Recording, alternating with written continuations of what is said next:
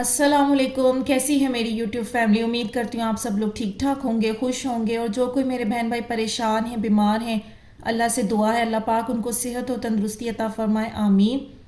आज की video start करते हैं। लास्ट वीक मैंने दुआ से रिलेटेड के जो दुआ हम बार बार मांगते हैं, तो ये इत्तेफाक नहीं है, अल्लाह पाक ने हमें देनी होती है, इसलिए हमें वो दुआ मिलती है। तो ये वीडियोस के टॉपिक कुछ लोगों ने कमेंट्स शेयर किए थे, कुछ लोगों ने अपने एक्सपीरियंस भी शेयर किए थे, और कुछ लोगों आप सब लोगों को मैंने भी समझाया था। तो इससे रिलेटेड बहुत सारे लोगों के सवालात आ गए। तो मेरे वो बहन भाई जो उलझे हुए हैं, फंसे हुए हैं, तो सबसे ज़्यादा जो मुझे सवाल मिले वो ये सवाल मिले कि आप ही अगर आप ये बात कह रही हैं कि दुआ की तौफीक हमें अल्लाह पाक की तरफ से मिलती है, और बार बार अगर दुआ का ख्याल हमें आ रहा है तो ये अल्लाह पाक का इशारा है, तो आप ही हमारे साथ तो उलट हुआ, हमने जो मांगा वो नहीं मिला, तो फिर ये क्या था। ये मैं आप लोगों को कुछ लोगों के सवाल, ये सबके साथ नहीं हुआ, सिर्फ कुछ लोगों के सवाल ऐसे आए थे। उसमें एक सिस्टर ने भी डिटेल से सवाल किया है, तो मैंने सोचा उनका पहले सवाल रीड करूंगी, और ये टॉपिक जिनके सवाल उलझे हुए हैं उम्मीद करूंगी कि फिर उसका जो मैं जवाब दूंगी आप लोगों को, वो आप लोगों को बेहतर तरीके से समझ आ जाए और आप लोगों के डाउट क्लियर हो जाएं कि कहीं भी अल्लाह पाक के ख़जानों में और देने में कमी नहीं है, गड़बड़ कहाँ हो रही होती है, तो वो आप लोगों को इंशाल्लाह समझ आ जाएगा। तो मैं उनका सवाल रीड करती हूँ। आप ही आपसे मेरा सवाल है कि आप ही आप बोलती हैं हमें दुआ की तौफीक ही तब मिलती है जब वो पूरा होना होती है, किस्मत में लिखी होती हैं। बट आप ही कुछ लोग बोलते हैं कि हम कुछ गलत चीज़ मांग रहे होते हैं जो हमारे हक में बेहतर नहीं होती।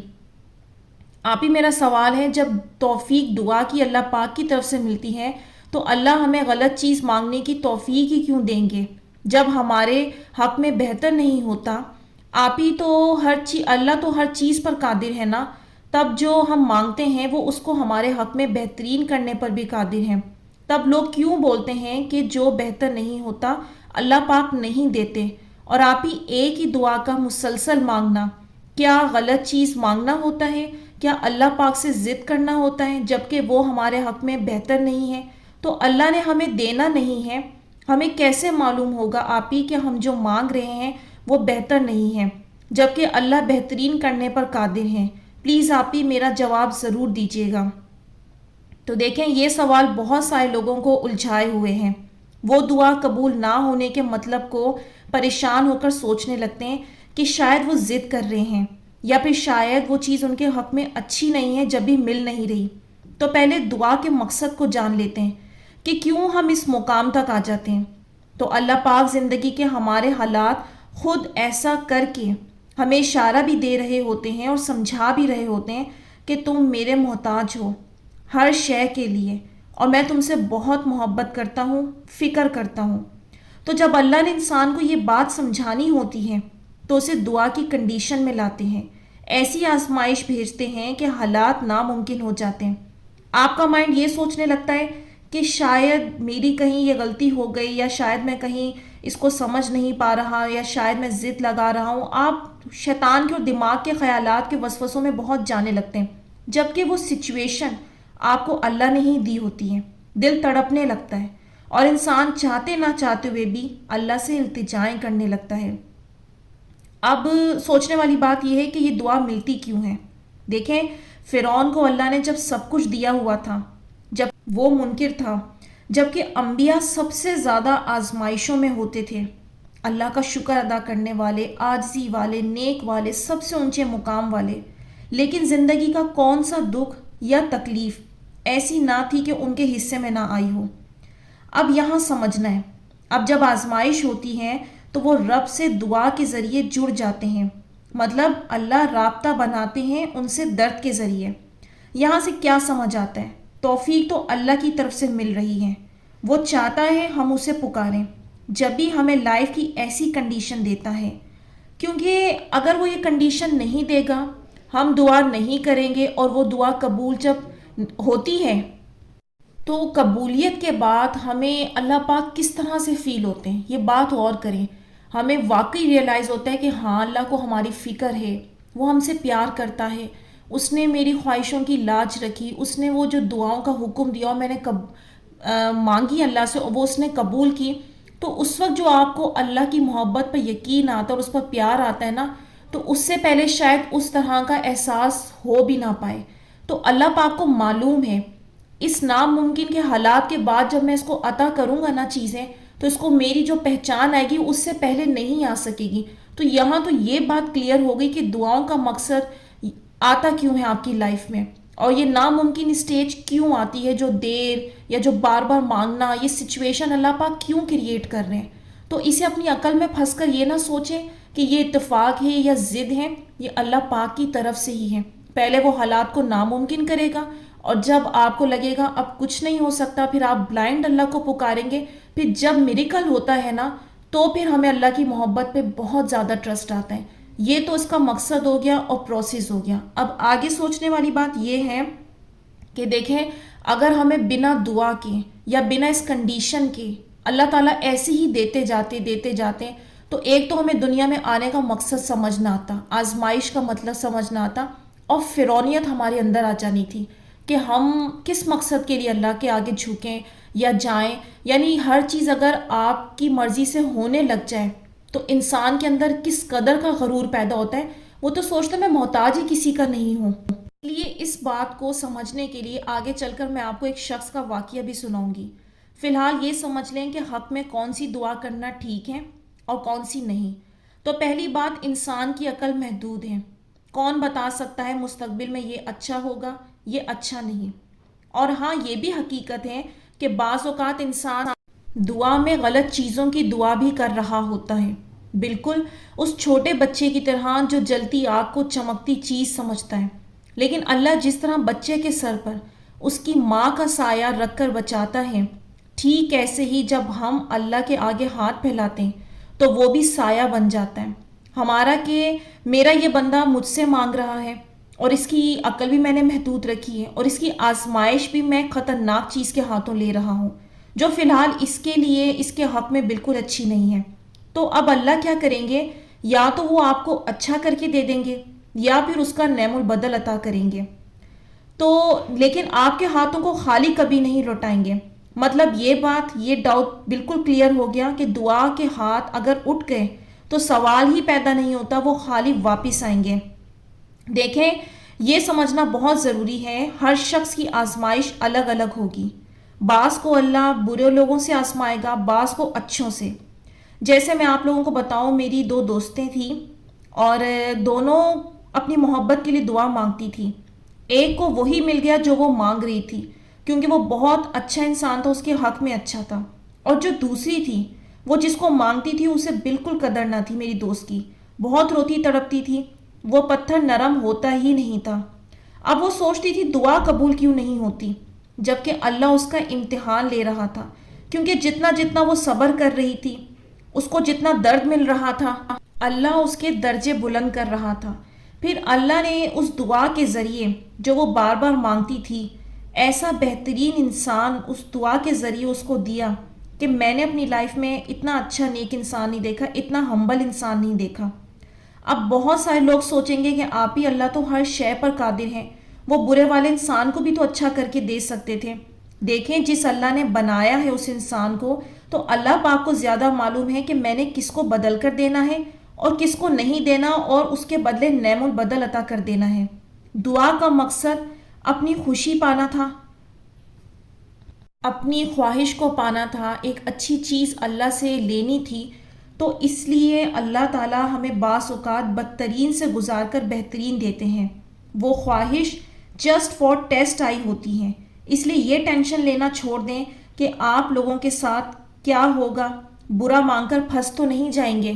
تو اس کے لیے میں آپ لوگوں کو یہ بات ضرور کہوں گی کہ اس وجہ سے ہمیشہ اپنی دعاؤں میں یہ بات ضرور شامل کریں کہ اللہ، ہم محدود عقل کے ہیں، جو مانگ رہے ہیں نہیں معلوم خیر بھی پوشیدہ ہے اس میں کہ نہیں، لیکن آپ ہر شے پر قادر ہیں، تو میری دعاؤں کو میرے حق میں خیر فرما دیں۔ دیکھیں، جب اس بلیف سے دعا کریں گے تو آپ کی حفاظت ضرور فرمائے گا اللہ پاک، وہ آپ کے ساتھ خیر کا معاملہ فرمائے گا۔ جو اچھا نہیں ہوگا تو یہ اسے یا تو دور کر دے گا یا پھر اس کا کوئی نعم البدل دے گا۔ لیکن یہ بات اپنے دماغ میں بٹھا لیں کہ جو آپ تڑپ تڑپ کر مانگتے ہیں اور اللہ کو منا رہے ہیں، وہ کچھ بھی ضائع نہیں جائے گا. بعض اوقات مجھے میسیجز کرتے ہیں لوگ، بہت پریشان ہوتے ہیں، آپ ہی اتنا سال ہم نے محنت کی، اتنے سال ہم نے کوشش کی، ہاتھ تو کچھ نہیں آیا، میں تو خالی ہوں، جو چاہا وہ بھی نہیں ملا. دیکھیں آپ کو ٹائمنگز کا نہیں پتہ اللہ تعالیٰ کی، اس وقت اچانک آپ کو دے گا جب آپ نے ذہن و گمان میں بھی نہیں کیا ہوگا، اور وہ ٹائمنگ اللہ کے لحاظ سے بہت پرفیکٹ ہوں گی. اللہ نے بھی دیکھا ہے کہ اس بندے نے صبر کیا، محنت کی، ہاؤ از اٹ پاسبل کہ وہ آپ کو وہ چیز نہ دیں. میں آپ لوگوں سے وہ باتیں شیئر کرتی ہوں جو میں نے اپنی لائف میں ایکسپیرینس کی اور جو لوگوں نے ایکسپیرینس اپنے شیئر کیے.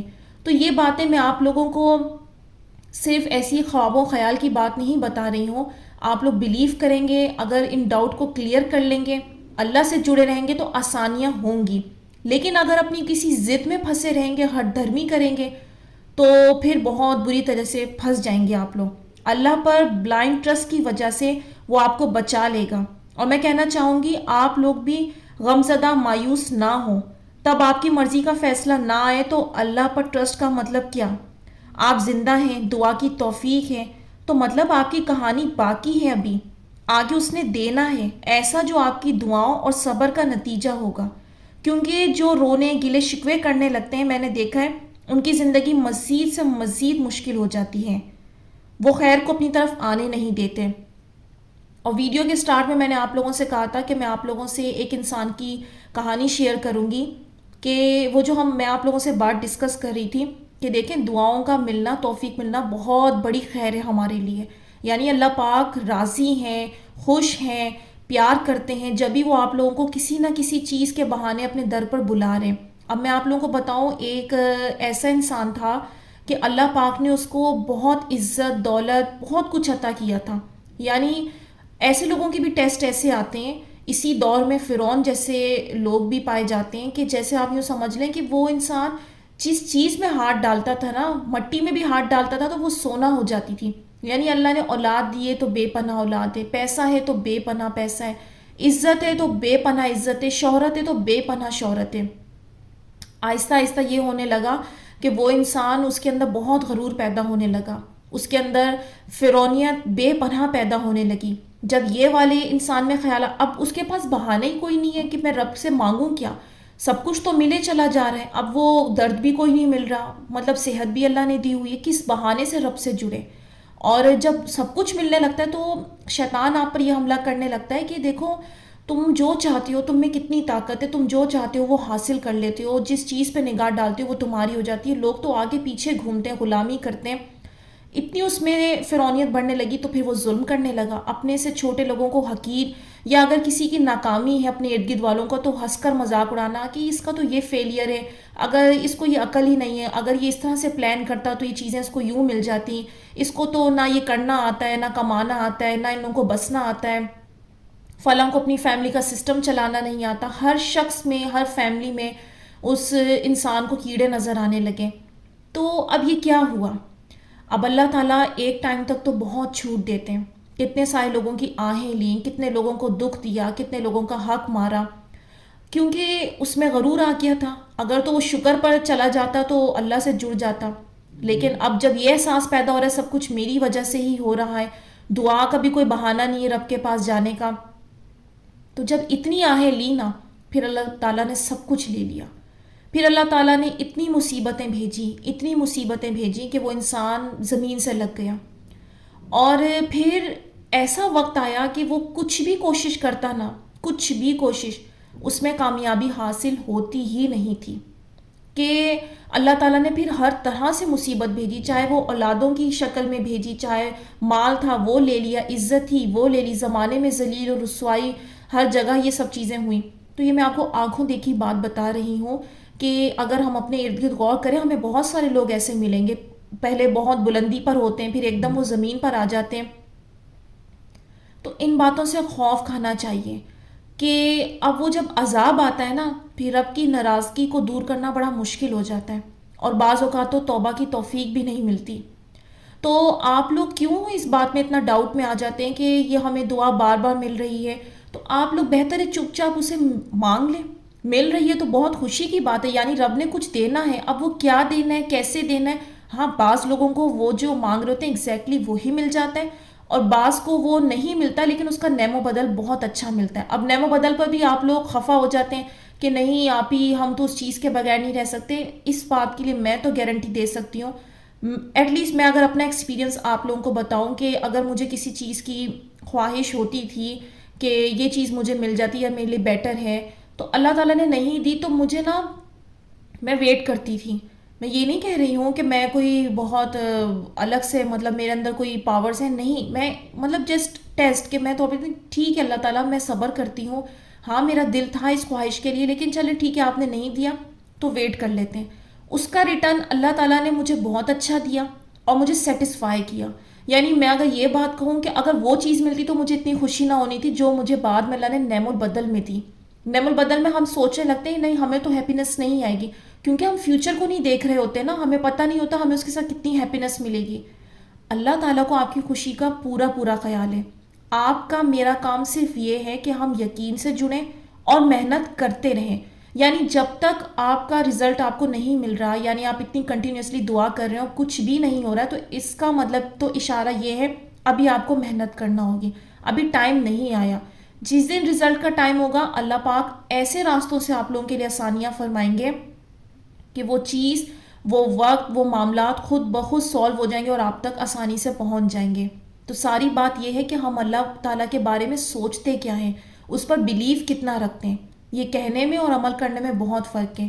تو میں امید کرتی ہوں آج کی ویڈیو میں بہت سارے لوگوں کے جو ڈاؤٹس تھے وہ کلیئر ہو گئے ہوں گے. تو اب بنا ڈاؤٹ کے آپ لوگ دعا کریں, یقین سے کریں, انشاءاللہ اللہ پاک آپ سب کے لیے آسانیاں فرمائیں گے. یہاں میں ویڈیو کا اینڈ کرتی ہوں. امید کرتی ہوں آج کی ویڈیو نے کچھ ہیلپ کی ہوگی. تو مجھے دیجیے اجازت, اپنی دعاؤں میں یاد رکھیے گا. آپ سب لوگ بھی میری دعا میں شامل ہیں. کمنٹس میں اپنی رائے کا اظہار ضرور کیجیے گا. اور اگر آپ لوگ بھی اپنے کوئی کویسچنز اور اسٹوریز مجھ سے شیئر کرنا چاہتے ہیں تو انسٹاگرام اور فیس بک پر مجھ سے کانٹیکٹ کر سکتے ہیں. ڈسکرپشن میں اس کا لنک موجود ہے. انشاءاللہ نیکسٹ ویڈیو میں ملوں گی. اللہ حافظ.